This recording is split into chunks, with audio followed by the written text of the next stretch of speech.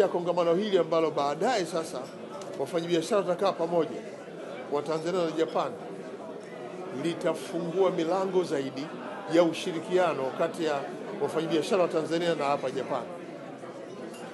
Malengo ni kuwawezesha kukaa pamoja, kila mmoja aeleze sekta anayofanyia kazi, lakini hasa tunahitaji Watanzania wapate nafasi ya kuungana pamoja na ndugu zetu wa hapa Japani, kufungua makampuni, kuandikisha uwekezaji, na kwa kuwa ZIPA ya Zanzibar na TSC ya Tanzania ziko hapa, wamefungua pia madawati ya kusajili moja kwa moja makampuni yanayotaka kwenda kufanya kazi Tanzania.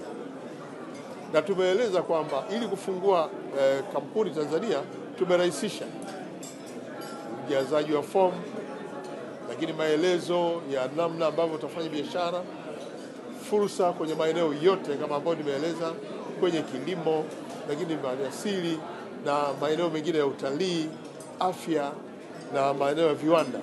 Yote haya tumefungua milango.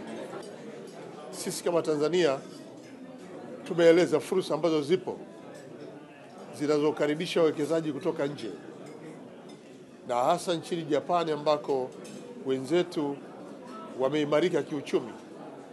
Japani ni nchi ya 4 duniani kiuchumi. Sisi kama Tanzania tunahitaji kushirikiana nao kwenye eneo la kiuchumi, kuweza kuwakaribisha wafanyabiashara, wawekezaji kutoka hapa nchini Japani ili waweze kuja Tanzania. Hii ni kwa mara ya 3 tunakutana pamoja tukijadili fursa mbalimbali.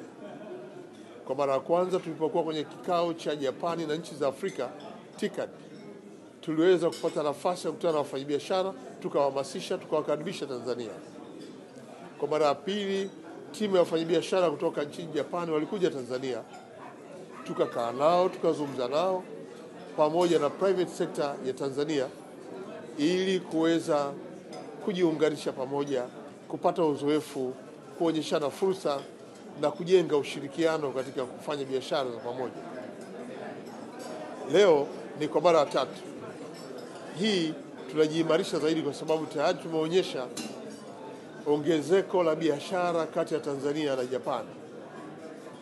Ongezeko hili limeanza kuleta manufaa kwetu sisi kama Tanzania, ambako tunajikita kwenye sekta ya kilimo, afya, viwanda, lakini pia nishati.